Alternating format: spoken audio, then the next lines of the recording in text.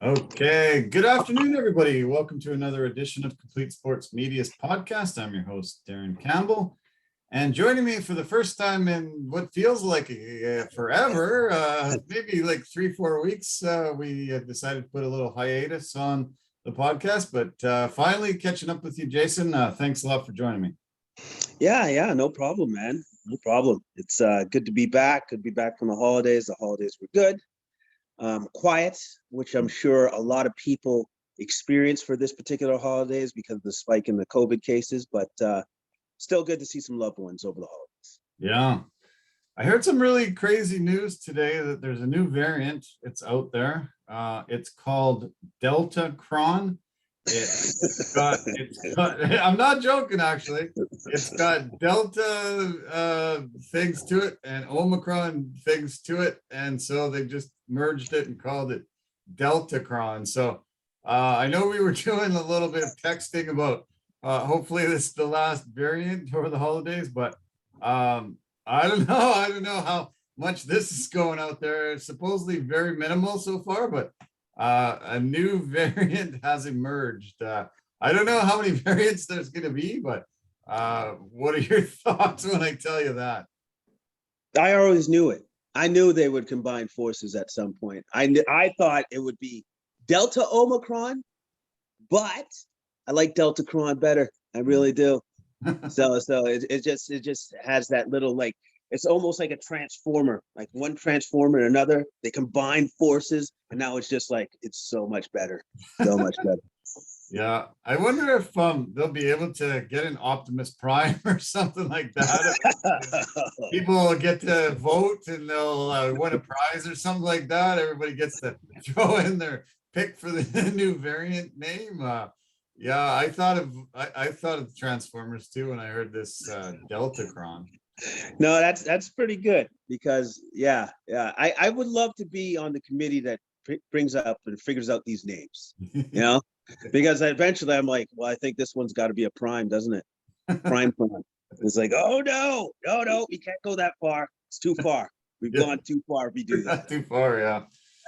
Yeah, it's shocking, but man, this world, I don't know, man. We're in trouble. This world is looks like it's in serious trouble. The variants are just going exploding again, and we're getting another atmospheric river coming. We had a horrible dump of snow here. We had a heat dome. We had atmospheric river. We had floods. It's like calamity's coming, and nobody's really talking about it. Like, I don't know, man. This is kind of scary. This is the worst weather we've had in a year in my life here, and I think it's coming again. They're like, another atmospheric river. Get ready. This week, here it comes. So basically, what you're describing is end of days. This is it. This is it. Right before we know it, there's going to be like a plague of locusts coming at us. Yeah. The sun is going to go, like, the sky's going to go blood red, and it's like, oh no, that's it. It's right there. Yeah, I drove by work. I had to go to get my COVID test this week, and I drove by work and I saw the Teamsters gathering. There was a huge Teamster gathering, and I think they know something we don't know. So. They would be the first to know. Like out of our various unions, they would probably be the first to know. Yeah, for sure. Exactly. Yeah. We never really got to talk about the holidays. Happy New Year. I don't know how long Happy New Year goes for. It's the 10th today, but Happy New Year. I know we've exchanged words through text and all that, but the holidays were slow for most. I did get 2 Christmases, which was great for me. A couple of great dinners and a lot of fun, but we had a really strange start to the Christmas holiday.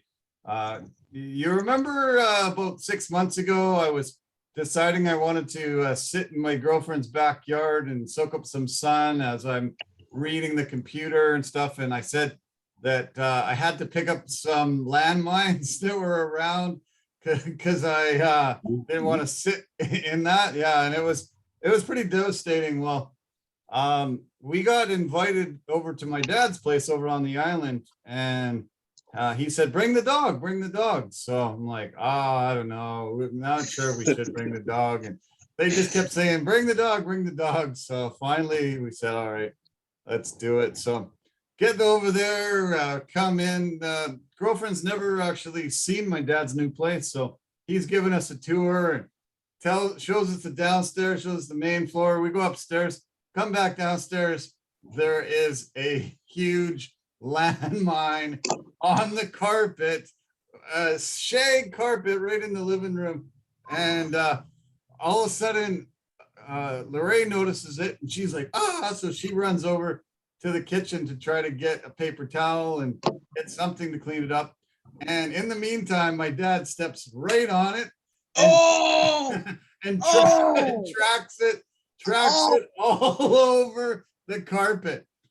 We were there, maybe it's a grand total of about 3 to 5 minutes, and already disaster. It was unbelievable. You couldn't have scripted it worse than that. It was crazy, man. Oh, okay. So I guess I don't understand why you didn't want to bring the dog. I guess I get it. I get it. Yeah. Now, is the dog usually well behaved, or was this just like a one-off? No, he's usually actually really well behaved, but I don't know what happened. He just got nervous, or I don't know. He thought the carpet was the grass. I don't know what he was doing, but it was an absolute nightmare. She almost cried. I just couldn't believe it. I was just shaking my head. For days, I just kept looking at the carpet thinking, what the hell, man? Why? It was a pretty brutal debut to start the Christmas holidays off. Oh man, but good story though. Good story. I love the fact that your old man didn't know. Yeah. And you didn't warn him. It's just like, oh. It's like, whoop. I don't know. My foot feels kind of weird. What is that? Yeah, luckily he had slippers on. I didn't mention that part. Luckily he had slippers on, and so it was just on the slippers and the carpet. But yeah, it was a rough beginning. I don't think the dog will be invited on any road trips from this point forward. I think that's actually probably the longest that he's ever traveled in his lifetime. So that could be it for road trips for the dog. Yeah, that's what it sounds like. It sounds like he didn't even like the road trip. That's why he may have done that. He may have sabotaged it for himself, saying, "No, next time, just leave me alone. Thank you." Yeah. The other crazy thing that happened was some family members showed up from all over the island and around the world, really, and so we were sitting down for dinner, and all of a sudden an argument kicked in. I guess one of the guys, all he did was bring cards, no beer, no food, just a lot of Tupperware. So he ended up actually getting booted. He got kicked out of the Christmas. He had to leave in shame, get in his car and drive away. It was pretty crazy, man. Are you serious? Are you serious? Did that really happen? One of your family members? Like, come on. Yeah, all he did was bring gift cards and Tupperware, and that was it. Out the door, buddy. You're not invited anymore. Bring a better effort. Sounds interesting. Sounds interesting. Very interesting. No, just kidding. But yeah, I thought about you a little bit over the holidays. I got that. I got that part. I got it. For those that don't know, yes, this is what I usually do. You have to understand I'm a single man and I like to keep things easy. I do presents as gift cards because gift cards are easy. And also the other thing is that everybody knows me. I bring Tupperware to these things because again, I'm single and I need the food. I need it to live. Everybody knows that. So that's you poking fun at me. I get it. Okay. I get it. That's good. I like it. All right. Well, you didn't get the boot. You didn't get the boot this year. They were fine with you showing up like that. Yeah, they were fine. They were fine. Yeah, sometimes I even brought like a bottle of wine. Sometimes. Oh, okay. Not all the time though. You have to really earn that. I really earn that. Okay. All right. Well, good. Well, you escaped unscathed. I'm glad you had some leftovers over the holidays, and yeah, man. Well, this is great. What an amazing weekend. We've never had week 18 in the NFL, and it came down to the last game of the season. Playoffs burst on the line still. The NFL couldn't have planned it better. They just absolutely had it right to the end where these two teams, if they tie, they both get in. Whoever wins is in. If somebody wins, the Steelers win because they had a tie earlier in the year. It was just crazy scenarios going in all the way to the very final snap of the whole NFL year. It was crazy. Yeah, it was awesome actually, because like you were fully invested. You know, every fan is fully invested to see where their teams are going to line up, to see if their teams can even make it into the playoffs. It was great, man. You couldn't have asked for it any better in this topsy-turvy, crazy NFL season. A lot of it obviously has to do with the situation we're all in with the COVID. Yeah, no kidding. Yeah, it's been the most amazing NFL year. Tennessee Titans end up clinching first place overall in the AFC East, and they used 88 players. I heard they used 88 different players. It's the most an NFL team has ever used. So many upsets, just crazy amount of bizarre things happening. Today is always called Black Monday. There will usually be a bunch of firings for the NFL teams that don't make the playoffs. This year, the Vikings and the Bears both cleaned house with the GM and the coach getting fired. But the big shocking news today was that the Miami Dolphins parted ways with Coach Brian Flores after Miami had won 8 of their last 9 games to so close to the playoffs, just missing out by a game. Were you shocked by that news? Yes and no.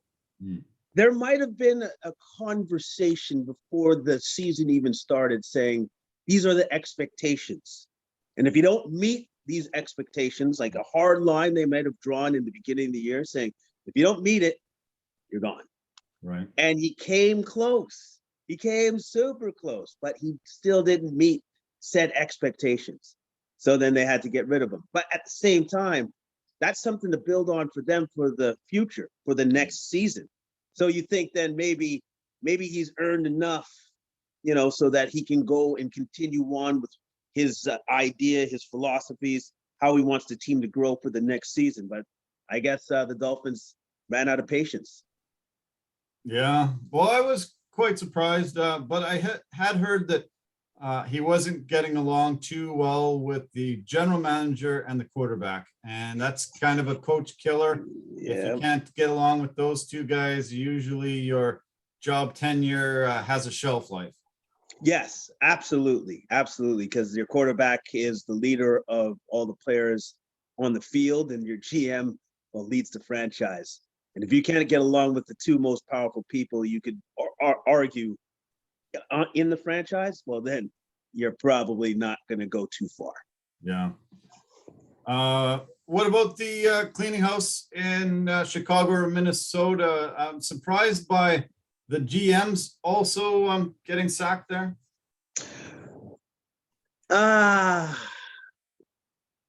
Yes. The GM for Minnesota, yes.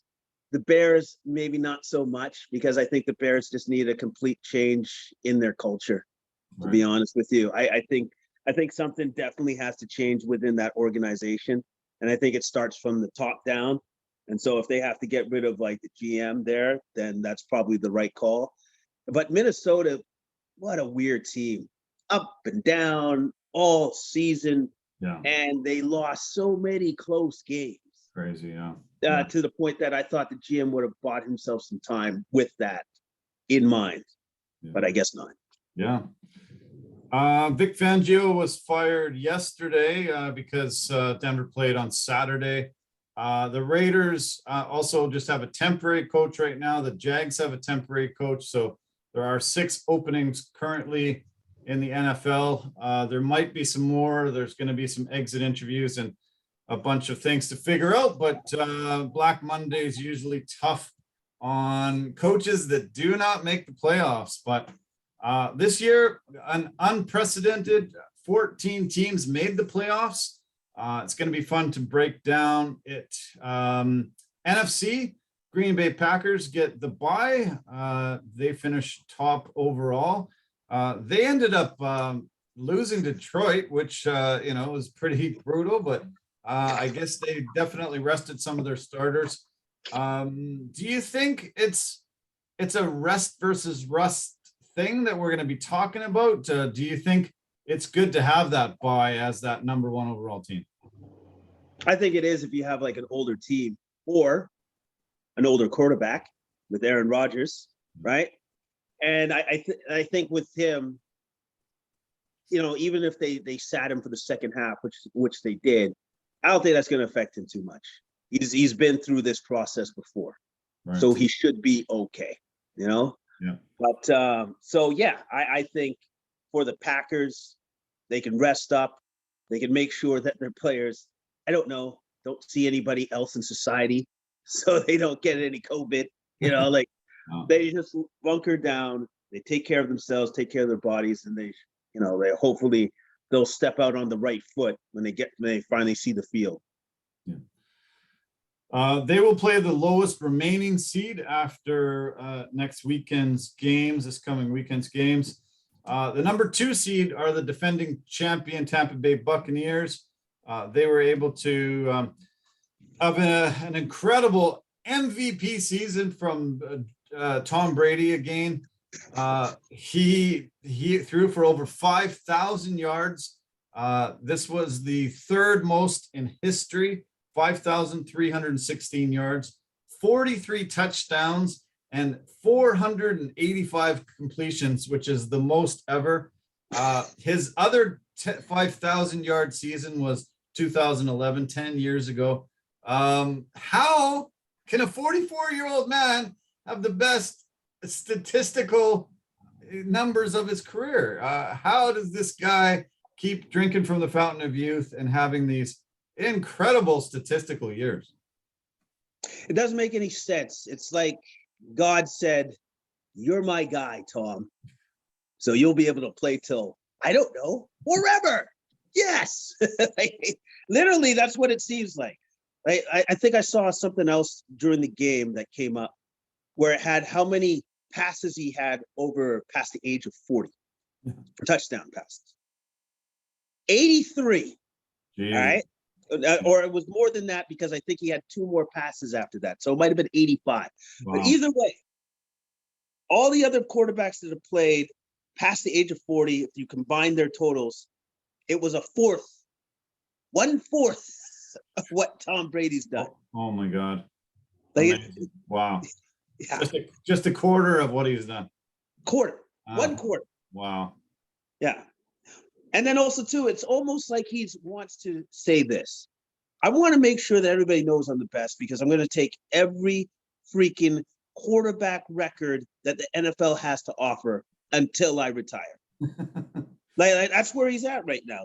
He's on the level, if I'm going to draw a parallel to another sport, of Wayne Gretzky. Whereas it's like, I'm just going to take every freaking record. Nobody will ever beat me. I'm the best. Yeah. He already holds career records for passing yardage and touchdowns. Every single game provides new records. His all-time yardage record sits now at 84,520 yards. All-time TD record is 624. And, he's going for an 8th Super Bowl. He was dealt a massive blow when Antonio Brown had his huge meltdown. He's also missing Chris Godwin and Leonard Fournette. With those 3 absences, does he have enough weapons to go all the way and take this Super Bowl title for the 8th time? Yep, he sure does. You want to know why? Because he's Tom Brady. He'll figure it out. That's what he's always done, and that's what he always will do. The one thing that I will say that surprised me was clearly Antonio Brown needs some mental health. Yeah. Here's why I say this. You have literally the greatest quarterback that the league has ever seen, that you have the opportunity and the pleasure to play for. Yep. You have a chance to win a Super Bowl with this guy. Yeah. The team is headed in all the right directions, but your ego wouldn't let you stay as part of the team. Your ego told you that, nah, I'm a little bit bigger and better than all of this, and these people need to kowtow to me. No, that's actually not the way it works. Yeah. It's not the way it works. All he needed to do was just play football and keep his head down. Yeah. And apparently he couldn't even do that. Okay. Yeah, well, he's melted down everywhere he's played, and just another example of just a prima donna receiver that thinks he's bigger than the game, and he can do anything he wants, and there's no consequences. But this could be his last hurrah. And super talented player, but man, he has just absolutely blown it in so many opportunities. This story that I have a little clip from the weekend really shows Tom Brady, though, and his loyalty to guys, his ability to help guys. Rob Gronkowski went into the game yesterday with the possibility of earning another $1 million in incentive bonuses. He just needed 7 catches and 85 yards to get the 2 incentives worth $500,000 apiece. He had hit the yardage mark early on in the game. And a lot of teams, once they've solidified their playoff positioning, were resting their starters. And Tom Brady, they came over and said to Tom, "We're going to play the backup guy." And he said, "No, I'm going in. Gronk needs to get a couple more catches to get his $500K. I'm going to go throw it to him." He made sure he got a 7th catch, and then they pulled him out of the game.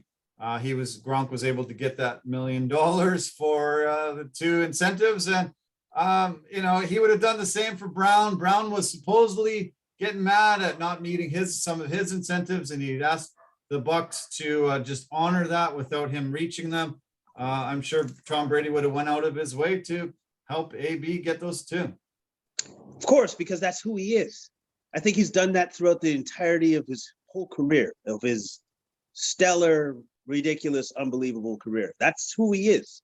He's a team player, right? A team player would do what Tom Brady's done: restructure your contract so that everybody can come back, do this, do that. Like, he's done that literally through the entirety of his career. So I'm not surprised at that. And I do remember seeing that the conversation on the sidelines where he's just like, "Oh no, ain't none of that happening. Going back in. Thanks." I love it when a player can actually say, because he has the wherewithal to do that, because he's freaking Tom Brady, to tell Bruce Arians, no, none of that's happening. We're going back in. We'll talk to you later. Yeah, it's pretty remarkable, pretty incredible. And you got to root for a guy like that, even though he has won it all, and continues to be put records out of reach, and continue that greatest of all time, or nobody will ever be able to ever reach it. But you got to cheer for a good guy like that. We'll see. They face the Eagles, who have had an up and down year. I know the Eagles are super happy they got rid of Carson Wentz. Jalen Hurts is starting to still learn the NFL, becoming more of a pocket passer than just a running guy that can throw. The Eagles were the best rushing team in the league this year, but Tampa Bay's defense was 3rd against the rush. Do you think the Eagles can make a good game of this anyway? Yeah, they're going to have to be completely on point to make this into a tough game for the Bucs. Like, they're going to have to really minimize mistakes to the utmost if they want to beat the Bucs. Because right now, from the way I see it, even though Tom Brady's missing some pieces within the receiving, other guys are stepping up.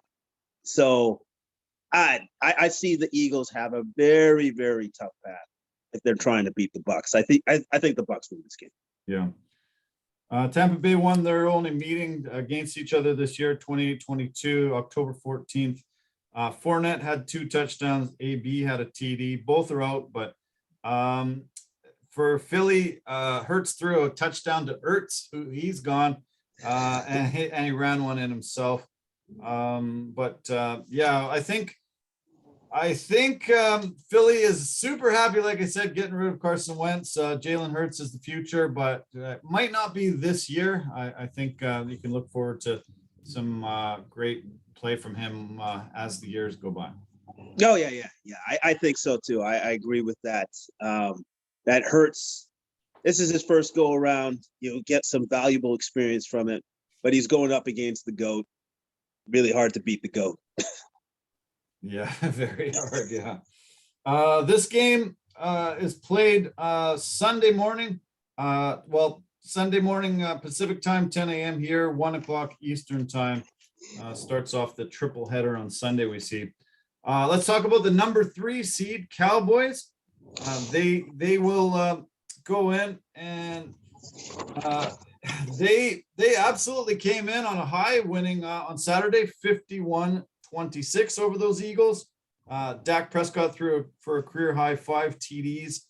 They've won 5 of their last 6 and really on a roll right now, looking very strong. Incredible defense, really good, solid team. I think they finally have put it all together and have a really good chance to advance far. What do you think we're going to see as they face the Niners? Okay, so first off, I'm going to give props to the owner, Jerry Jones, for actually bolstering his defense for once. And then look at what it got him. Got him 3rd in the NFC. Smart. Looks like he's listening to somebody. That's good. No. But the Niners are going to be a tough matchup. But the Niners have a weakness. And I think the Cowboys should be able to exploit it, which is their secondary. They have so many missing pieces to the 49ers secondary that if Prescott can take advantage of that somehow, some way, because I'm pretty sure they're going to probably try to blitz the heck out of him in that game, not try to give him too much time at all to think. But if he can take advantage of that, I think the Cowboys could breeze by the 49ers. But the 49ers were super impressive this week. And that's because of their ridiculous comeback that they probably shouldn't have been able to do by the one-man army and Deebo Samuel. Yeah. That guy. Unbelievable.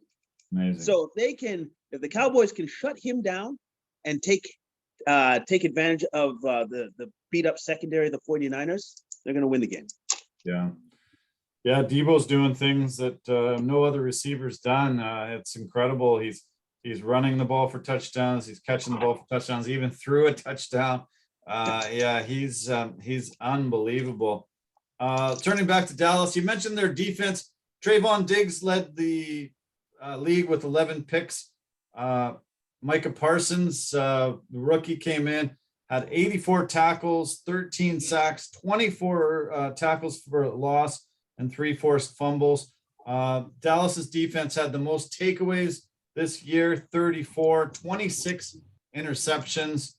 This is the first team in history that has players with 4,000 passing yards, 1,000 rushing yards, 1,000 receiving yards, 10 plus sacks, and 10 plus interceptions. Never been done in NFL history to have all 5 guys do that. They've really balanced themselves very quickly. That defense has been porous for years, been able to really solidify it and make it a very, very, very tough defense right away. Yeah, that's impressive. That's impressive to have all of those players on the same team, no doubt. Yeah. They're going to be a real problem in the playoffs. The Cowboys should feel really good about where they are and where they're at. In the 90s, these two teams really dominated. They played each other 3 straight NFC titles in the middle of the 90s. This is their first postseason meeting since 1995. Cowboys won 2 of those 3 NFC title games and 5 out of 7 overall that they've played. This one will be played in Big D. It's 1:30 Pacific, 4:30 Eastern time. More things. Dallas NFL best 31.2 points per game, 407 offensive yards per game. Dak having a career year. I just feel like there's just too many weapons on both sides of the ball there for the Niners. Niners, had a phenomenal run. They won 5 of their last 6 to get into a playoff position. Jimmy G's a little banged up with that thumb. Their running game has been pretty good, but not as dominant as it was the last couple seasons. So probably Dallas ends up moving on in this one. Yeah, I'm going to have to agree with you on that. I think the Cowboys are better all around, better than the 49ers at this point in time. Like, I honestly think that Garoppolo is going to have a unbelievably stellar game just to give the 49ers a chance to win this game. Very true, yeah. Okay, let's turn to the 4 or 5 seed. It's the Rams against the Cardinals. And this was coming down to both teams were playing at the same time. They were battling for the division title. The Rams had to win to secure it for sure. But we just mentioned the Niners were able to beat them in overtime. It was a huge comeback by the Niners and really capped off at the end with a Matthew Stafford pick. That is his 8th pick in the last 3 games, 8 touchdowns, 8 picks in those last 3 games. The only reason why they Rams didn't win this division going away, should the Rams fans be quite worried about big mistakes like this really biting them and maybe causing them to lose against their division rival Cardinals? Yeah, they should be worried about that because I do remember that play, that last pick that Stafford threw. He underthrew the guy. Yeah, Odell He underthrew him. Like, the guy was open. Yeah. I couldn't believe it. I'm like, what happened there? I thought he had a good arm. He underthrew him. Sure did. He had a chance to win that game, and he underthrew him. So, yeah, his accuracy has not been good over the last couple of games. So it is cause for concern, and for the mere fact that they're playing the Cards, they're just as good as them. Yeah. So you got to bring your best, both teams, because either team can win that game. That is as tight and as razor thin that I've ever seen it. Like, Rams have a great receiver and Cooper Kupp. Yeah. And I'd like to get back to Cooper Kupp in a second too, because I think he should be winning MVP. Anyways, and then also too, DeAndre Hopkins. They also have like a stellar stud receiver on their side of things. There's a lot of things that are equal with both of these teams meeting up in the playoffs. I think in the NFC, personally, this will probably be the best game out of the 3. Yeah. I think it's super evenly matched. Their division rivals play each other at least twice a year. The Rams won the last meeting on December 13th, 30-23. Cards won the first matchup this year, 37-20 on October 3rd. Cooper Kupp on December 13th was massive. 13 catches, 123 yards and a touchdown. Odell Beckham Jr. and Van Jefferson also had TDs there. Stafford was great with 3 TD passes and almost 300 yards. Kyler Murray had a bit of an off game that night with a couple picks that he threw. He threw for 300 yards, but the 2 interceptions really hurt them. James Conner was massive in that game. 2 touchdowns on the ground and 9 catches for 94 yards through the air. AJ Green was great. DeAndre Hopkins played that game, but he has been injured, and I think he's going to miss at least this game and possibly the next game. So that's a huge blow for the Cardinals. Talk about Cooper Kupp. I've got some stats. What an incredible year. I agree. He should be right up there for MVP consideration. I think Tom Brady needs a game, but Cooper Kupp, what a year. What an absolute incredible year. Yeah, like Kupp, okay. He's the 4th player to do this since they've been taking the stats from the 70s. 145 receptions, 1,947 receiving yards, and 16 TG catches. So if he can't win it, which he probably won't, because Brady has done what Brady does again, it's either like, because I think it's between three players: Brady, Rodgers, or Cooper Kupp. Right. Yeah. And unfortunately, I can't believe it. Like, even with the numbers I just said about Cooper Kupp, he probably won't win it. Yeah. He probably won't win it. It's usually given to quarterbacks. It's very rarely given to anybody but quarterbacks. But yeah, he joins rarefied air, like you said. He led in those three categories: catches, yards, and receiving TDs. Jerry Rice, Sterling Sharp, and Steve Smith in 2005, the last guy to do it. Rarefied air. He's third all time in yardage in a season. Julio Jones, Jerry Rice, and then Cooper Kupp. Amazing accomplishment. Just 145 catches. Like, every week I was looking, holy cow, he had double-digit catches every week. The guy was just phenomenal. The most amazing hands. Just and really, really quick, incredible route runner. This is a historic year. And if Tom Brady doesn't throw for 5,000 yards and 43 touchdowns and most completions, I think slam dunk win for Cooper Kupp. I hope they give it to him because it would be historic, and he does deserve it, really. I think he deserves it, and I think Brady can say, I can give away one. Why not? Yeah. But I'm pretty sure Brady won't do that because he goes, no, that's mine. Yeah.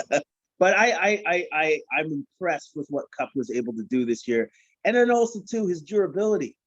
I don't think he missed any games. No, like that for this particular season is absolutely incredible. Awesome, it really is. Yeah, that's completely amazing that he didn't get into COVID protocol, didn't get hurt, played every game. Yeah. Wow. Funny enough, they say Aaron Rodgers has the inside track, but the numbers, you look at Brady's numbers and Rodgers' numbers, Brady just blows him out of the water there. I'm surprised that Rodgers gets it. A lot of times they just think the team with the best record, deserves the MVP, but to me, it's really shouldn't be close. Brady outshone Aaron Rodgers in his performances all season long, and Aaron Rodgers, had this controversy with the COVID. I think that's going to hurt him in some votes, but supposedly he still has the inside track to win it. I agree with you. I don't see how, the only thing that he had better than Brady was his level of interceptions. Yeah. That's it. That's it. It's the only thing you beat him in. Yeah. Yeah. I'm sure Rodgers at this point in time is just like, oh man, I really don't like that guy. Exactly. He's just that good. He's just that good, man. So. Yeah. Oh, okay. I was trying to list the top receiving yardage, and I forgot Calvin Johnson has the most ever, 1,964. Kupp has second most now. Julio Jones is third, and Jerry Rice is fourth all time in single season yardage record. So way to go, Cooper. It'd be great to see him get the trophy. That would be amazing. I laughed a little bit when Aaron Rodgers said, I didn't realize that they were thinking of changing it to MVVP, most valuable vaccinated player. He got into a bit of an argument with a writer that said he wouldn't vote for him because he's a bad guy, and Rodgers called him a bum and then said, the guy only doesn't like me because I'm not vaccinated. That's ridiculous. They should remove him from voting. It's pretty bad when he's just picking against me because I'm not vaccinated. It became pretty heated. I'm not sure where it's going to go, but did you hear any of that exchange? No, I didn't, but I liked how he threw shade right back at the reporter calling the MVVP. That's actually pretty funny. That's actually pretty good. But he does have a bit of a point, Rodgers, when he says it like that. He does have a point, But at the same time, this was all self-inflicted. He did that to himself. True. Yeah, he did. Yeah. Okay, we talked about the NFC. Let's talk about the AFC. Man, it came down right to the end there too. Last few positions, right at the very end, Sunday night, as I mentioned off the top. AFC champs are the Tennessee Titans. They got a big victory and took the top seed. Sounds like Derrick Henry's coming back. Man, I would be very leery to face those Titans after next weekend. Whoever emerges as the lowest seed will have to go into Tennessee. Hostile crowd. Very, very, very solid, good team that still kept winning, even though Henry was out for the last 8 games of the year. Yeah, and they got somewhat of a scare from the Texans with 18 unanswered points, and they had to hang on to win. Kind of weird, but anyway, but at the same time, I still cannot believe that Derrick Henry is going to be able to come back. The guy's healing abilities are like he's an X-Men. He's Wolverine. That shouldn't have happened. I don't know how he did that. I honestly don't understand. But if I'm the Tennessee Titans, I'm like, oh, it just keeps getting better. They're going to have their workhorse back. Yeah. Oh man, Titans are going to be a problem now. And also too, the other thing about Derrick Henry coming back is he's not beat up anymore. He's rested. And he's ready. Yeah, very much so. Yeah, that's a very good point. Yeah, you go through a 17-game schedule like this, everybody's banged up. He's going to be ready. As long as he can get back to a 90-95%, I think, man, that's a huge, massive weapon to add, and a guy that's fresh. Yes, fresh. That's exactly what. Yeah, he's going to be fresh. He hasn't had to do the rigors. All he had to do was like get better and heal himself up. And now he's going to be coming in with the bye, so more time off just to get better, to get ready, get himself there to where he needs to be. The Titans going to be really tough out now. Yeah. Really tough. Well, the two-time defending AFC champions, Kansas City Chiefs, just narrowly missed out on getting that bye. Typically, that number 2 seed does get the bye this year because they added a second team. They're in there. In the NFC, the defending champs are number 2 seed. AFC defending champs are the number 2 seed. They have to go in and play this Steelers team that nobody expected to be there. We watched the Monday Nighter this past week, and Ben Roethlisberger's last home game. This was supposed to be his last hurrah, and somehow they pulled off a really big victory over the Baltimore Ravens and squeaked in somehow. Things aligned. Colts blew it, and the Steelers are in. Pretty shocking. All those Steelers fans must have been like, oh my God, this is going to end in a tie. I can't believe this. And we're missing out. And Raiders kicked that late field goal and put the Steelers in. Did the Steelers have any shot against the Chiefs in this one? Okay, so normally I would say, oh no, they don't have a shot. They don't have a shot. They have nothing. But it's almost like how about this? Like if you put a wounded animal like in the corner, and he's got nothing else left but to just fire out with all guns blazing just to try to survive. That's kind of what the Steelers remind me of. Yeah. They're wounded. Like this is Ben's last shot. This is it. And after that, he's retired. And so I think the team goes, we're just gonna give it our all. Yeah. We're gonna do it for Ben. Big Ben. Now, is it gonna be enough? I don't think so. Yeah. But it could make this game very, very interesting. It could be a closer game than people think. Yeah, he has really defied odds. The Steelers entered the day with a 9% chance to make the playoffs, according to the FPI stats. Houston Texans are the only team to have less snaps with the lead this season over the Steelers. Somehow they pulled it off. Ben Roethlisberger, though, he had 7 game-winning drives in the fourth quarter or overtime this year, the most in the NFL. So he pulled his team back.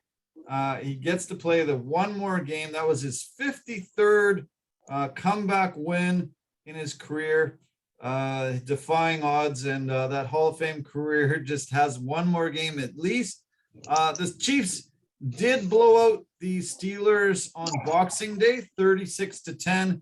Mahomes was huge with 3 touchdowns, 260 yards through the air. Pringle had a couple touchdowns. For Pittsburgh, Najee Harris was great. Deontay Johnson had a touchdown.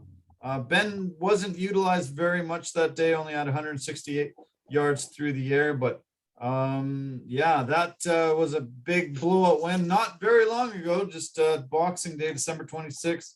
But we'll see. Yeah, I know they want to do it for Big Ben, give him one last hurrah, and we'll see. Arrowhead Stadium's a tough place to play, but that's why they play the game any given Sunday, as they say.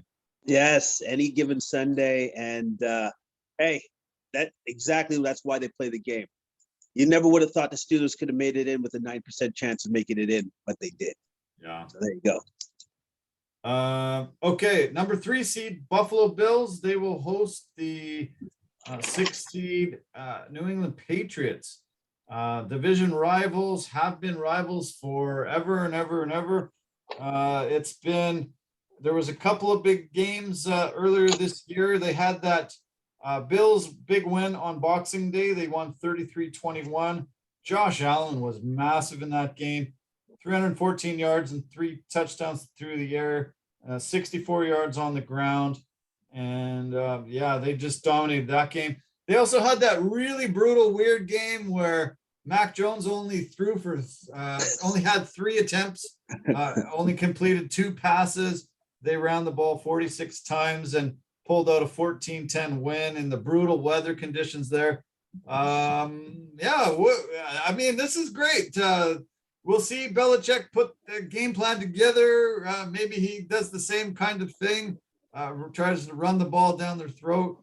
Damian Harris played amazing in both games. That guy was running crazy, but yeah, I mean, I think the Patriots have a real shot at beating the Bills because of Belichick and their running game. Yeah, exactly. Like I think Belichick's going to come up with a scheme that's probably going to drive Josh Allen crazy. I think it's going to drive him absolutely up the wall. But Allen has to be prepared for that because Belichick's going to come up with a scheme that's going to mess with him when he's on the field. So he's got to be prepared for that. This is going to be I think ultimately the Bills team is a better team than the Patriots, but the Patriots factor that you have to add in is Belichick in the way that he can scheme for a game. So this is going to be a very close game, a very, very close game, in my opinion. Damian Harris, the first game had 18 carries, 103 yards, and 3 touchdowns.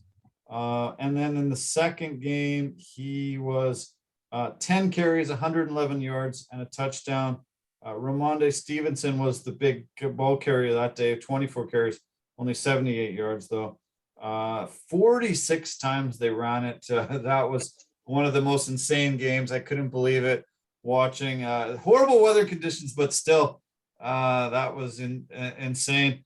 That game goes on for the late window on Saturday, 5:15 kickoff. Okay, this will be another game that should be quite close. The 4 and 5 seed, the Bengals will be hosting the Raiders. Raiders got in by the skin of their teeth, as I've mentioned a couple times.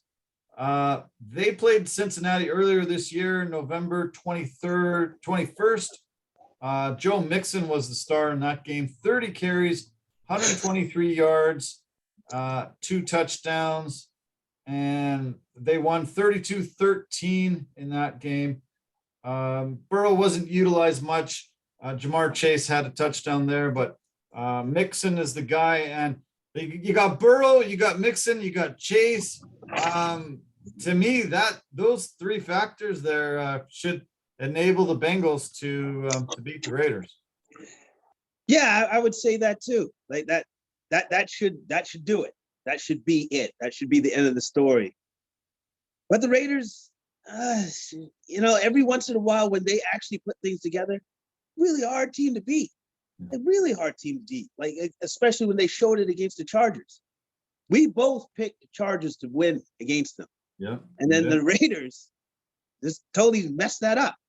They messed it up to the point that by them winning, the Steelers got it, which shouldn't have happened. Yeah. So I'm with you. I think the Bengals should win this game, but the Raiders are a wild card, man. Like they really are. Like if they put it all together, they can win this game. They can win this game. But I don't, because of their up and down season, I don't really have that much faith in them. Yeah. Raiders are the first team to make the playoffs, making a mid-season coaching change. I think I heard it since 1961, but I don't know if it's happened before 61, but 60 years it hasn't happened. There's 4 or 5 guys from the Raiders in jail right now. I don't know how they were able to pull this off. I want the Raiders to listen to this broadcast and hire themselves a bunch of drivers that will drive these guys home after they leave the club, even if it's in their own fancy car that they want to show off to all the women. Just stop these guys from drinking and driving. We had another arrest from a guy last Monday. It's one of the reasons I said this on my podcast last week. We really didn't want professional teams in Vegas because of the gambling aspect, but also the temptation aspect is there for these young, rich, famous guys, and they just keep messing up there. And I don't know how the Raiders pulled this together and got a playoff berth. I'm blaming it on the police in Vegas and I guess Brandon Staley, the head coach for the Chargers, for some reason called a timeout when the Raiders were actually just going to run the ball out, kneel down, and it would have been a tie. Both teams make it. They call a timeout. Raiders hand it to Jacobs. He gets a few yards, enough to get a field goal attempt off, and they kick it. Brandon Staley ruined an amazing day by Justin Herbert, an amazing season by Herbert. Herbert had 4 completions on 4th down in the 4th quarter and overtime, but they blew a 4th down early in the game. They went for it 4th and 1 on their own 18-yard line and didn't make it, handing the Raiders points right there. But Brandon Staley, almost deserves to be fired over the mismanagement of that game and the ability to give that team a chance at the playoffs. It was shocking and brutal. And the referees, there was a conspiracy. I don't know what the hell was going on. Did you see the one pass interference call they had where the ball was thrown into the corner of the end zone and the receiver and the cornerback were in the middle of the end zone? It was 20 yards away from them and they still called pass interference. It was 3 times as much penalties and penalty yardage for the Chargers over the Raiders. It was a travesty. I'm really angry and mad at Staley, the referees, and the Chargers should be celebrating a victory and a playoff berth today. Yeah, there were some questionable calls by the refs. That one that was 20 yards away from his receiver and the DB, where I'm like, so you're saying he had a chance to catch that? That's basically what you're saying. There was a chance. No. There was no chance. There's no chance at all. Come on, man. It was 15 yards away from them. There's no chance for that. None. And then the Staley thing, like with the head coaching choices that he did make, I don't know what he's thinking. You're gonna go for it 4th down on your own 18? Yeah. Huh? Yeah. And the play call, they just hand it to Eckler and he just runs right into the middle of the pile. Like he's not a bruising back. Like you get him outside, not right through the middle. The guy's a small guy. He just boom, he was stuffed, boom, 18-yard line. Like it was shocking. It was horrible.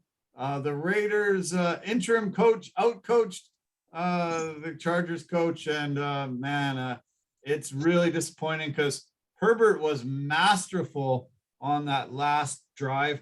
19 plays, 80 yards in 2 minutes to force overtime, and then go down and kick a field goal to put them ahead, and then they end up losing this game. Oh man, just shocking, brutal. I'm really mad at Staley, but I think the guy that I'm most mad about for the entire season and yesterday has to be Carson Wentz. That guy, how do you lose to a 2-win team in the Jags and throw away a playoff berth? They lost to the Raiders last week. They lose to the Jags this week, and they were in and they completely blew it. Man, they have to be disappointed that they decided to put all their eggs in Carson Wentz's basket, because he blew it. He absolutely blew it for this franchise, and some heads should roll. It was just brutal. How do you lose to the Jags? How do you lose to the Jags the last game of the year? Oh, it's easy. Give the ball to Carson Wentz. That's how you lose to the Jags. Now, I love the Jags game plan, though, for this game, which is stop Jonathan Taylor at all costs. Yeah. And then we may give ourselves a chance to win. They did. They just lined up. They loaded up that front line, came after Jonathan Taylor, stopped him, and basically dared Carson Wentz to beat them on his lonesome. Yeah. And he couldn't do that against the worst team in the NFL. Not good. Yeah. And also, too, if you can't beat the worst team in the NFL as the star quarterback, then I don't think you belong in the playoffs, period. You don't belong there. No. As I said earlier, Philly's super happy they got rid of him. Nick Foles is the guy that won them that Super Bowl. Carson Wentz, might have helped him get there, but he wasn't going to win. He just showed that he's not an elite quarterback. And man, everybody was like, okay, well, the Colts are in for sure. There won't be a tie in the Raiders Chargers game. So, we can count these guys in and those guys in. And oh my God, the whole entire thing just got blown up. The Colts lost. The Steelers were like, there's no way this 9% chance. 9%. They're like sending Christmas cards to Carson Wentz today for sure. Well, they're sending him Christmas cards. They're buying him Amazon gift cards. They're giving him a lot of stuff saying, thanks, Carson. Thanks for being you. All right. We appreciate you. We really do. And even though the Jags still won that final game, they are number one in the draft in 2022. They get the first overall pick. Lions second, Texans third. The Jets pick 4th and 10th, and the Giants pick 5th and 7th. So these really crappy, lousy teams have a good shot at getting a little bit better. I can't believe that what happened yesterday. Going down to that last game, so many scenarios still to play out. I don't love parity in sports as much as other people, but this ended up really being the very big beneficial for the NFL, that everybody was still tuned in to that Sunday nighter, and it meant something for playoff matchups. Yeah, and that's why the NFL loves parity, because it has fans invested, and they'll keep watching because it's like, wow, this is covered right down to the wire. I got to know where my team's going to be at. I got to know if my team can even make it in. If I'm a Colts fan, I'll be like, got to get rid of Carson Wentz. Sorry, it's got to go. I mean, like, a lot of things are going on as you're watching these games on yesterday on Sunday. And the NFL couldn't be happier, especially with all the stuff that's been happening and everything else. Like, they couldn't be happier because people are invested, people are watching. But I do want to add one more thing, just an aside, something that I've noticed. Here in this country, I think now, like, if you're watching a sporting event in Ontario, there's no fans, right? Yeah. But in the US, what I saw, everything's normal. We're good. Thanks. Yeah. It's very funny about the policies of different countries and what they do. And I always laugh because it's like for the States, it seems to me like it's more important about making the money than protecting the citizens. Yeah. So. Well, I've been to a couple of things in the past week. I went to see the Vancouver Warriors lacrosse team. They played Colorado over the weekend on Friday. We went there half capacity. They were very, very, very strict. They constantly had the security and the ushers coming down saying, put your mask on, put your mask on. You were only allowed to have it down when you took a sip, had to put it right back up, take it down, eat something, put it right back on. They were just enforcing it all game long. It was annoying and shitty, but they were there and they were really, really making sure that everybody had their mask on if they weren't immediately drinking and eating.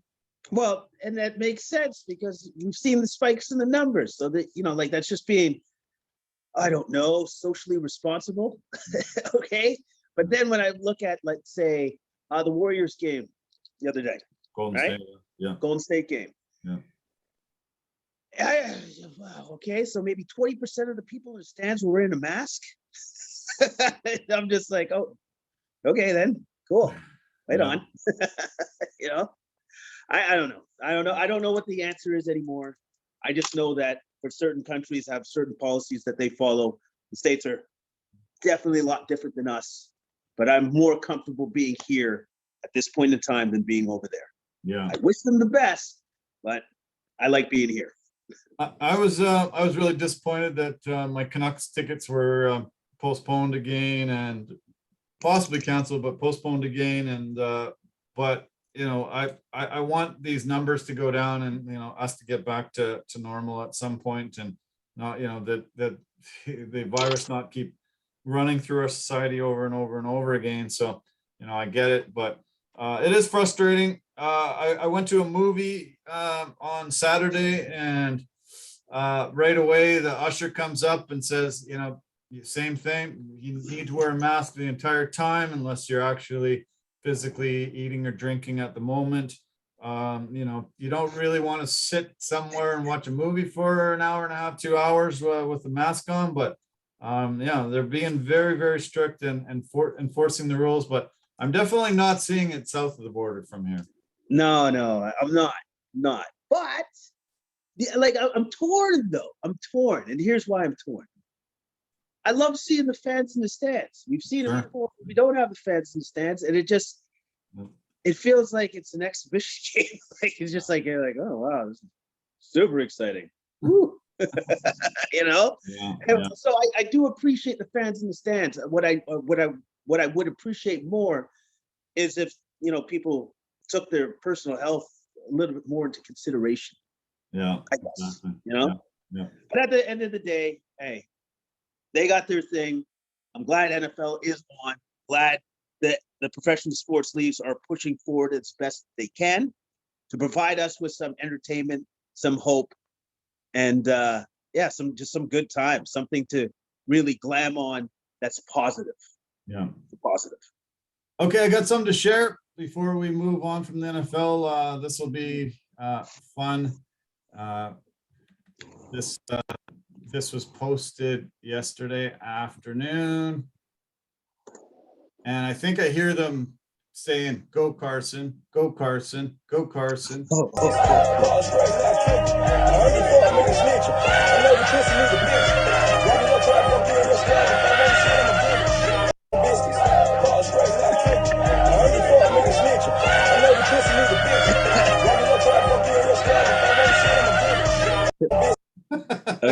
Okay. All right. Right on. Amazing to see Tomlin in there dancing with the team. Man, they were left for dead. Nobody picked them to make the playoffs, and they pulled it off. Tomlin has had a phenomenal career. That organization has had an amazing run with him. Only 3 coaches in the history of the Steelers. And they pulled it off. And like you said, Big Ben, they did it for him. They really pulled it together for him. And it's great to see a coach having that kind of fun in the locker room after a big win. Of course, because he's like having so much fun because he's like, statistically, this shouldn't have happened. This was actually an impossible way to get into the playoffs, but we still pulled it off. And so with that kind of momentum, that's why I'm saying the Chiefs could be in for a really tough game. Yeah. They really could, because they have that momentum. And on the defensive side of the ball for the Pittsburgh Steelers, TJ Watt is a problem for anybody. Yeah, well, I wanted to mention him when we talked about Steelers. He tied the NFL record for sacks in a season with Michael Strahan. He actually, to me, he had 2 sacks that game. They only gave him credit for 1. But Michael Strahan said he did it in 13 games. He said, I'm not throwing shade on the guy, but I did it in 13. I think Watt missed a couple games even anyway, but great accomplishment. And man, he is a force. He is such an anchor on that defense, and they got a great defense anchored by Watt. Yeah, they do. They really do. But I love Strahan saying, I'm not throwing shade, but I'm throwing shade. I'm not throwing it, but I am. 13. Yeah, no doubt. What an amazing season. You talk about the Steelers could pull off this upset. We saw some amazing upsets this year. The Jags beat the Bills and the Colts when they were 14-point underdogs. 15.5 against Buffalo, they were underdogs. 14 against Indy, and they pulled off those wins, and those are out of their 3 wins of the year. The Texans pulled off 2 big wins that they weren't supposed to win. Against the Chargers, they were supposed to be 13.5-point dogs. They beat the Chargers. They beat the Titans, who finished first in the AFC. Titans were 10-point favorites going in. The Lions beat the Cardinals. The Jets beat Cincy. Lions were supposed to lose by 13. Jets were supposed to lose by 11 to Cincy. And all those teams finish at the bottom. They're going to draft really high. But there was just crazy upsets. So, yes, we have made some predictions, but any given Sunday, any team can win. You just got to get in. The Chargers should be in there. They should be given a chance. They are not. The Saints also were right there on the cusp. They must have just been heartbroken when the Niners pulled off their win against the Rams, because the Saints were in there if the Niners lost. I fully expected the Saints to be there. I didn't think the Niners would beat the Rams, but they pulled it off. And what an NFL season. Can't wait for wild card weekend. We've got 6 games to put together. Man, it's going to be fun. 2 games Saturday, 3 on Sunday, and 1 on Monday. It's going to be fun to do this next Monday when all those games are done. Yeah, it's going to be great.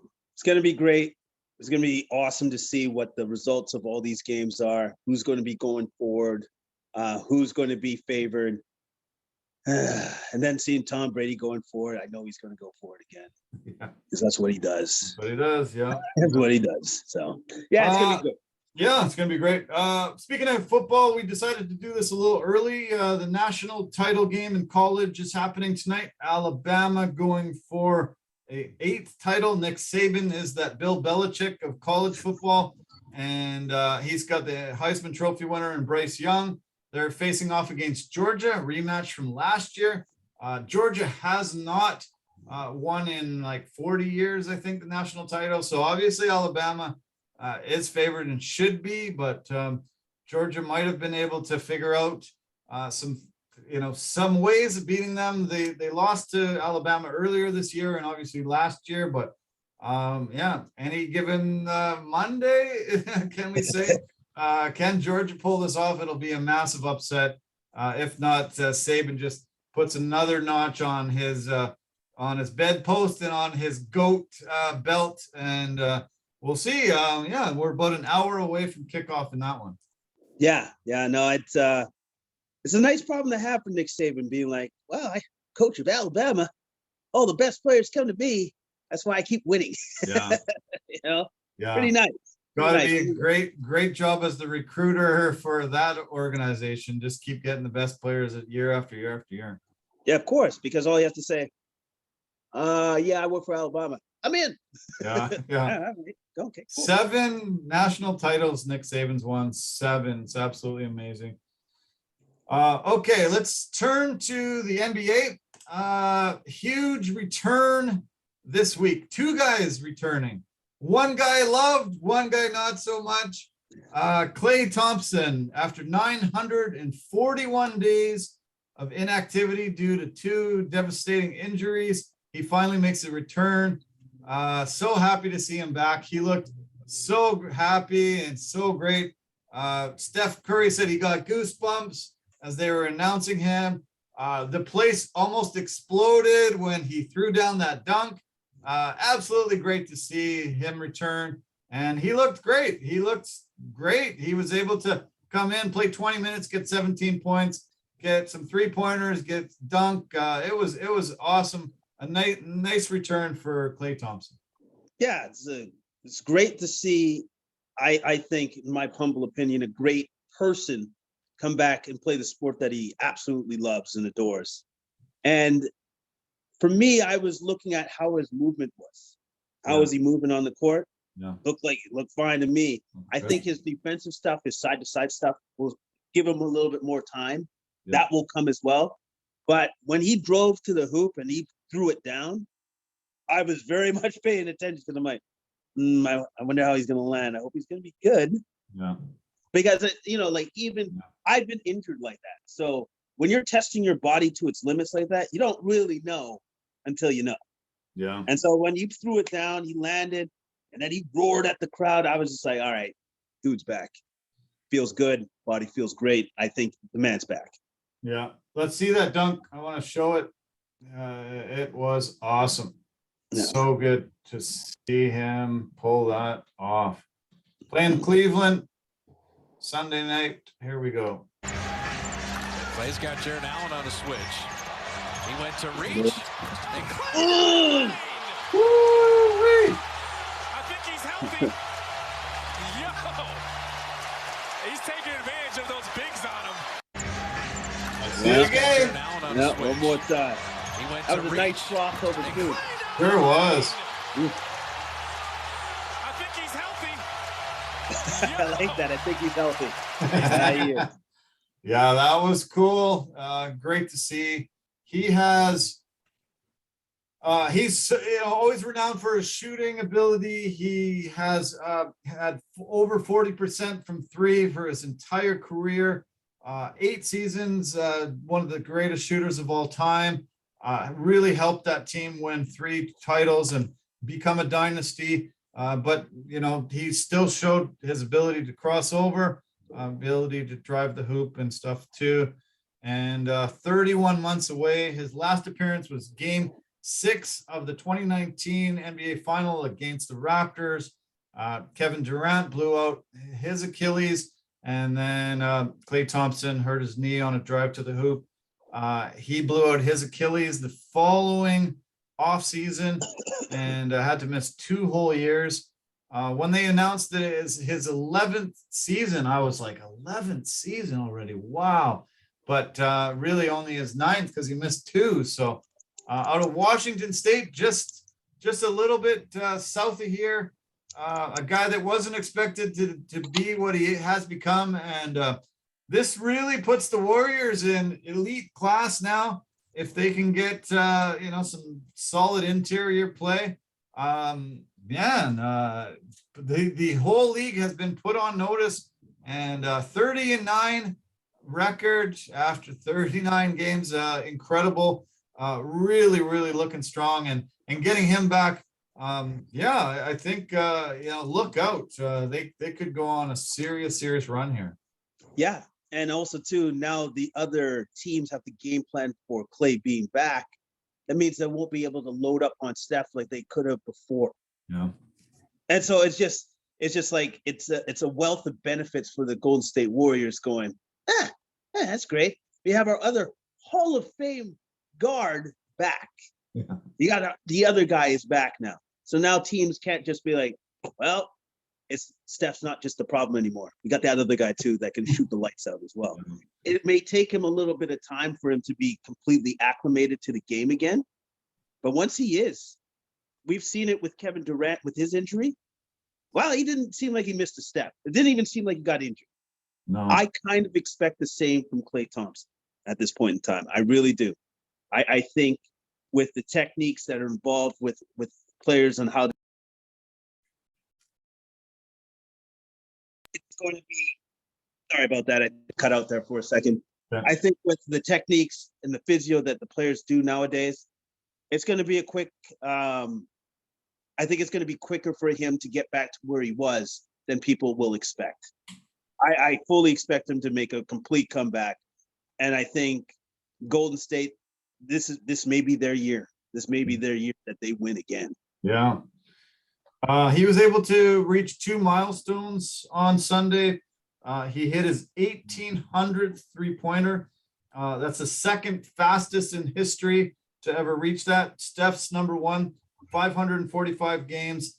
Klay hit it in 616, and Damian Lillard is third on this list with 622 games. He hit his 1,800th three-pointer, and he got his 12,000th point as well. The Splash Brothers are reunited. They've been teammates since 2011, 2012, and they're 18-3 at home, 12-6 on the road, 30-9, tied for first. James Wiseman is supposedly coming back quite soon. They really, they become my favorite to win this all again. I talked about a second comeback. That was Kyrie Irving finally making his debut this year. 35 games missed because of vaccination issues. They decided to relent and allow him to play these road games. Brooklyn had 1 road game, then 2 home games. There's 6 of the next 8 are on the road. Is this a wise move for Brooklyn and the league, allowing him to just play these road games? It's tough. They're in a tough position because of the explosion of the Omicron variant, and then how many guys are just missing games all the time, and the fact that now games are being canceled, period, because some teams don't have enough players to even play the game. I don't think now, when I look at it objectively, I don't think the Nets even had a choice. I think they were just like, well, do we stick to our guns and let this guy that we're still paying half his pay to just stay at home, or do we utilize them because we don't have enough players right now? We just don't. Like, we're just gonna keep missing players as this goes along, so we might as well utilize them. Like, I think in the beginning they had a great idea, which is, you're not on board with our system. We don't need you right now. You can stay at home. We'll pay you what we have to, but you can stay at home. But now, because of the dynamics of the situation, how it's changed, I think now they had to reassess how they approached Kyrie, which is, all right, well, you're still going to be your own man, but we need to win. Bottom line, I think we need to win. Right. So we are going to look past what we've said before. We are going to adjust our way of thinking, and we're going to let you play. Yeah. Yeah, I guess, they almost have no choice, but we'll see. It's going to be, if this keeps riding all the way to the playoffs, only being able to play, 3 out of a possible 7 games, I mean, that's pretty ridiculous. You don't really get home court advantage, do you? If you're, one of your superstars is only playing, on the road, you're obviously a little undermanned there at home throughout the whole series. Oh yeah, of course. And so, like, if you're playing against the Nets, you're just like, this is great. You don't have to worry about him playing at home. Awesome. That's fantastic. Like, that makes the Nets a lot less scarier. Yeah. Like, a lot less scarier. So yeah. The Nets are actually having quite a bit of trouble at home. They won against the Spurs in overtime yesterday, but that snapped a 5-game home losing streak. Cam Thomas hit the game-winning shot for them, which was quite surprising. We'll see. We'll see what they do. Hopefully things get sorted out and he can become a full-time member of the team. But Yeah, well, it's pretty bizarre right now. I do want to mention the Memphis Grizzlies, who have won 8 in a row. Ja Morant was hurt for a while, and the Grizzlies still kept winning. They were dealt a blow over the weekend, though. Dylan Brooks hurt his ankle, and he's going to be out 3 to 5 weeks. They say probably mid-February, coming back after the All-Star break. But they didn't miss a beat with Ja. So they probably can, maintain that, keep it up. The Canadian Dylan Brooks is their second leading scorer, though, over 18 points a game, and has been super solid in many areas. I do want to show Ja Morant's incredible block, though, that he had yesterday. One of the most amazing blocks I've seen. I remember seeing him do this back in college, but check this out if you haven't seen it.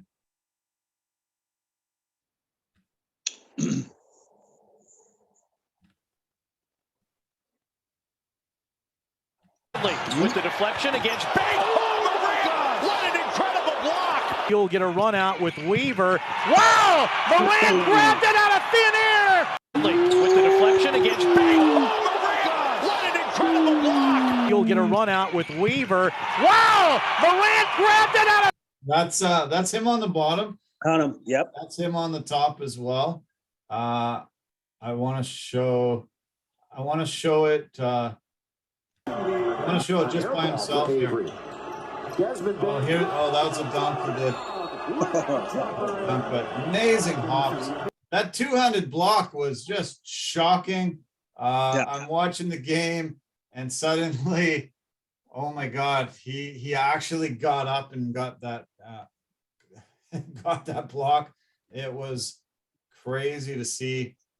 Now we're showing the Tomlin thing. Okay, pull that down. I'm trying to stop the share, but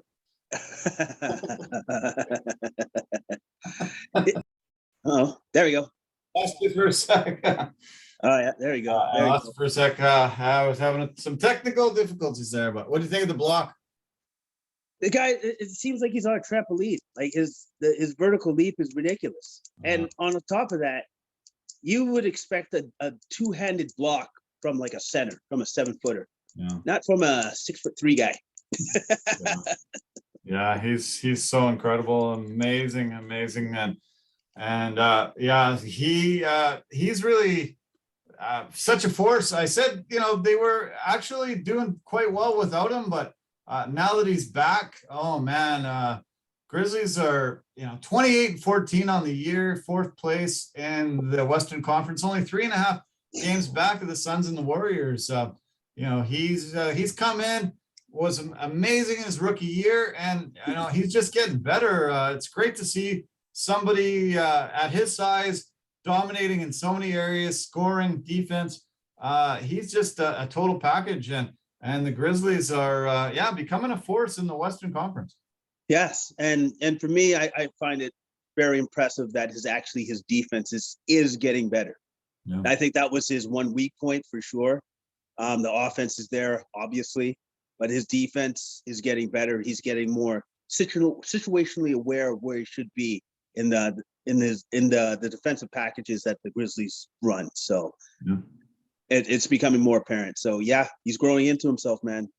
Becoming that superstar. Those top 4 teams are starting to separate themselves for the rest of the Western Conference. They're 5 games ahead. Grizzlies are 5 games ahead of the Mavs, who are sitting 5th place. They've actually won 9 in a row. The Mavs have won 6 in a row, but they're still 5 games behind the Grizzlies. It's the Warriors, Suns, Jazz, and Grizzlies, and then the rest. Lakers sitting 7th place, 21-20. Russell Westbrook has been a disaster there, not working out very well.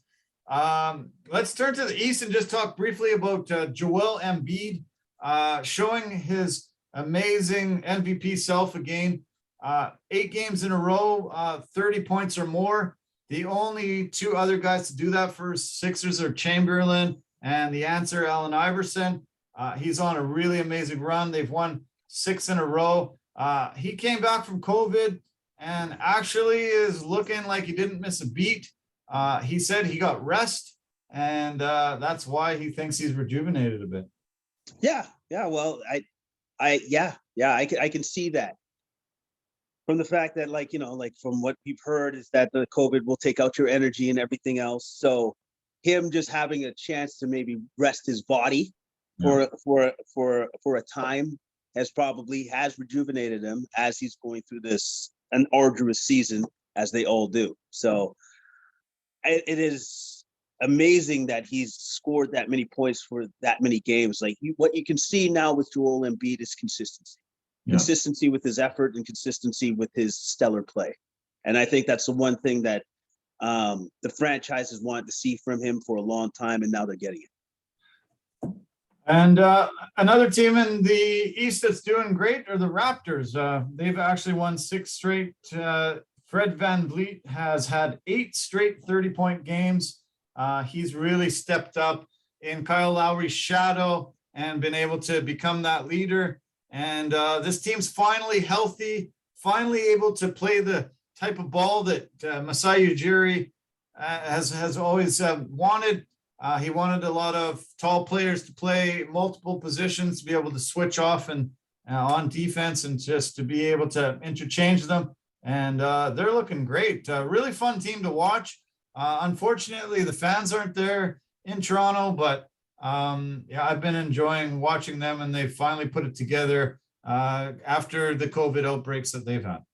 Yeah, and it's just a pleasure to watch Fred grow into the player that he is now, undrafted. I think he's the lone player undrafted with the biggest contract ever. Ever. Yeah. And that's just a testament to who he is, how hard he's trained, and how hard he plays. So. Yeah, and I understand why the Raptors are having so much success is because he's having so much success. Yeah, it's great. I'm glad Klay's back. It's going to be super fun to watch. The Bulls are playing amazing right now. They're 9-1 in their last 10, leading the East. We'll see. The Bucks are starting to really emerge, and I think they're going to pass the Nets very soon. We're going to see the Bulls and the Bucks up at the top. Nets maybe dropping a little bit, but NBA's doing great. A lot of fun games, and it's so nice that Klay's back. Yeah, and I wanted to add something about the Bulls, because this is the first time I believe it's ever been done by Mr. DeMar DeRozan, who used to be a part of our Raptors. He hit back-to-back game-winning shots. Yeah. Back-to-back game-winning shots. Back-to-back nights, yeah. Back-to-back nights. Never been done. Yeah. Until he did it. I was absolutely shocked to hear that statistic. That blew my mind. I thought, in the history of the NBA, there would have been done on back-to-back nights, one guy hitting the 3-pointers, because, you're going to, usually rely on 1 or 2 guys to, take that last shot. You would have thought Jordan would have done it. You would have thought some clutch guys like that, but DeMar DeRozan puts himself in the history books.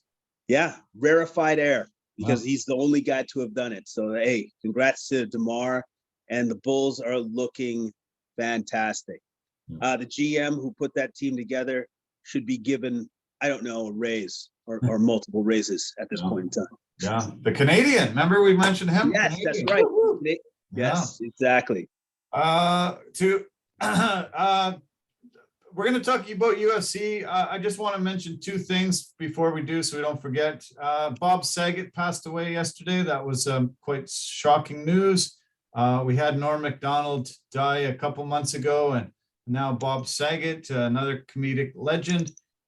Pretty shocking news, and out of left field, boom, they just found him in his hotel room dead. No cause of death, but they say drugs weren't part of it. Just went to sleep after a comedy performance, stand up that night, went back to his hotel, never woke up. Pretty shocking.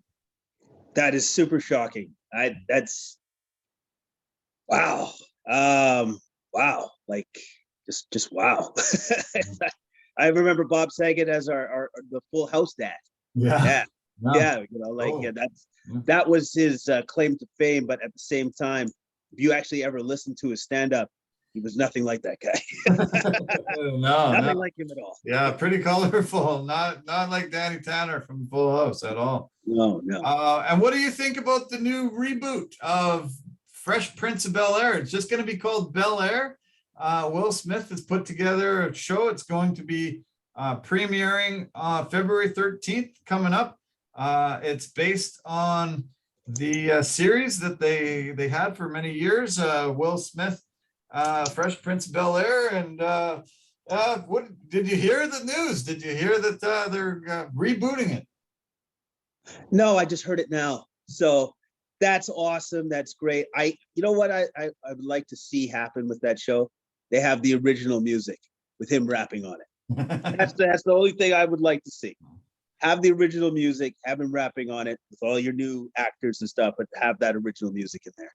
Fun, yeah, fun. I've always wanted to check out that mansion. I've seen a few bits done where they went to the mansion, knocked on the door, and asked to go inside. I actually saw Will Smith get to go back and take a look at it, and yeah, it's pretty cool. They did a reunion show, late last year, and it was very popular. And I guess enough for them to think we can reboot this, and it should garner some views.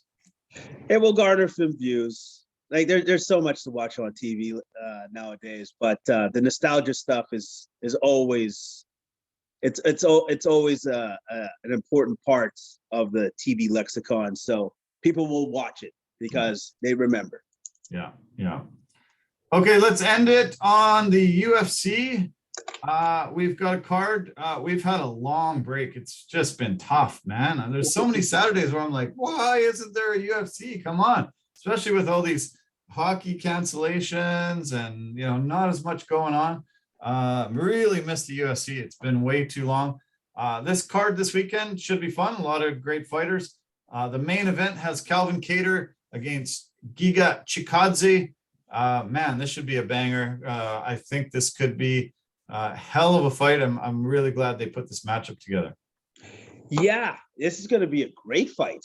Great fight, because I was looking back at the last couple of guys that both men fought. For Chikadze, beat Edson Barboza, which was ridiculously impressive. Yeah, very impressive win. And he beat Cub Swanson before that. For Kattar, lost to Holloway. That is understandable. But he beat Dan Ige the fight before. I think this is going to be a great fight. I think they're going to throw down hard. I don't have a favorite in this fight. I really don't, because Kattar has shown his toughness. He will not go down. He got beat up badly against Holloway, and he never got taken completely out. So, and Chikadze, well, he's shown his he's shown how good he is against Edson Barboza. I'm really looking forward to this fight. Yeah, really. It's going to be great. Yeah, really great. The co-main event has Muslim Salikov against Michel Pereira. I always have to mention Michel Pereira and his antics, and him coming here and getting beat up was probably one of the greatest things I've ever seen live. Rogers Arena was electric and incredible to be there when our guy Tristan Connolly beat Michel Pereira. Pereira is a big showman, loves dancing around and showing off those kind of moves, but he's become a pretty solid fighter, and I think this could be a really good matchup as well. Could be. It could be, depending on which Pereira shows up.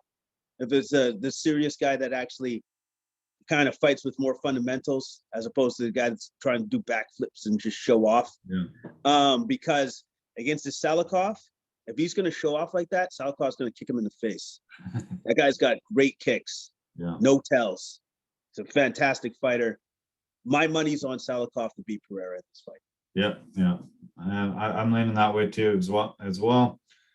Yeah, there's going to be some great battles. Brandon Royval's on the card against Rogerio Bontorin. A heavyweight battle between Jake Collier and Chase Sherman. The prelim main fight on the prelims is Court McGee against Ramiz Bramjaj. Yeah, any other fights that you want to mention on the card? Yeah, I think Bill Algeo versus Brito, the opening fight for the main card. that could be one that people should keep an eye on. I think that'll be an interesting fight. Yeah. Yeah, it's great. Great the UFC is back. We're only a couple weeks away from the big UFC 270. We've got Francis Ngannou putting his heavyweight title on the line against Cyril Gane. That should be a hell of a fight. And we got a co-main title fight as well between Brandon Moreno and Davison Figueiredo. Yeah, this is going to be fun. Can't wait. Cannot wait for both these fights. I can't wait for both these fights. I'm very interested on the approach that Gane is going to take with Ngannou. I'm sure that he's just going to do what he's always done, keep his distance, do his in and out, yada, yada. And also too, I think Gane has the power to hurt Ngannou, but he doesn't have the same kind of power that Ngannou has hurting him. Yeah. So he's going to have to stay away from Ngannou for most of that fight. I'm very interested in how that plays out. And then for the trilogy fight with Brandon Moreno and Figueiredo, number one, I hope Figueiredo's gotten his weight under control. Yeah. Because that was his nemesis for the last two fights. If he doesn't have a correct dietitian, then that's his problem. That's his fault. Because that's the one thing that was his problem. And so if he can get that under control, this is going to be one hell of a fight. I'm just going to say it right now. I think that's the best fight in the main card. Yeah. And then I think the second best fight in the main card is Ivo Lev versus Topuria. I think that's going to be another excellent fight on this main card. Yeah. So we got a couple of real bangers coming up. Glad the UFC is off their hiatus. It almost felt like pandemic times again. I'm like, when's the last fight? Holy cow, it's been way too long. It really sucks when there's not fights on Saturday night. I'm so happy they're back.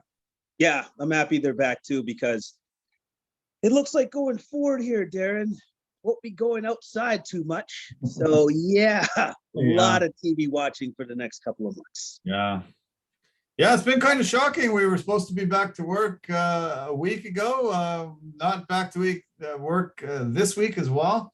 It's a new world out there, and you might as well just pull up a couch, watch a lot of amazing sports, enjoy the college football playoff game tonight, enjoy Klay Thompson's return, and Saturday can't come soon enough for the NFL playoff games. Unprecedented, amazing year, and now we've got 6 playoff games to break down a week from tonight. Yeah, we got some great games coming up for this week and for the weekend. I'm looking forward to it because, number one, we both get to sleep in. That's nice. Yeah. Number two, we get up and then we go to the couch and then we can just put on sports right away. And we get to do that for the next, 7 days. Excellent. I'm very happy. Yeah. Okay, man. Thanks so much. This was fun. I'm glad we could do it a bit early, and enjoy your evening. Keep in touch. Hope you can get some fresh air out there, and I hope you become really good friends with the Skip the Dishes guy or Uber Eats or whoever you're bringing food in from. And thanks, man. Have a great week ahead, and I guess we'll see you next Monday. We will see you next Monday. You have yourself a great week. And yes, we most certainly will keep in touch. Okay. All right. Perfect. Okay, man. Cheers. Bye for now. Bye for now. Okay. Another episode down. 2022. First episode kicked in. That was fun. Lots of coverage as always. And I hope you liked all the breakdowns. It's great to get his takes on the NFL, the NBA, the UFC, and all the rest of the stuff going on in the world. Thanks a bunch for your time. Thanks for sticking in and listening and watching. I appreciate it as always. Do want to thank our partners and sponsors as always. Anchor.fm, the easiest place to make a podcast. If you want to do what Jason and I just did, head on over to Anchor.fm and they will help you out. Incredible on posting on multiple platforms for us all the time. I want to mention Verbero, the hockey equipment and apparel company, industry leader in technology, performance, and value. And you know it, say it with me, the V350 stick. You need to get that in the hands of someone who in your family or friends that plays hockey. Pampas and Possibilities, they design West Coast pretty things. They can make your house look amazing. Just call them up and they will do the rest. And Forever Living, the aloe vera company for health and beauty products. Just head to our website and dial them up, and you can purchase products at discounted rates there. So thanks again to them as always. And thank you. Thank you, everybody. Had a really great holiday. Can't believe it's 2022 already. Let's have an amazing year. Stay safe out there. Love you guys lots. Take care of yourself. Bye for now.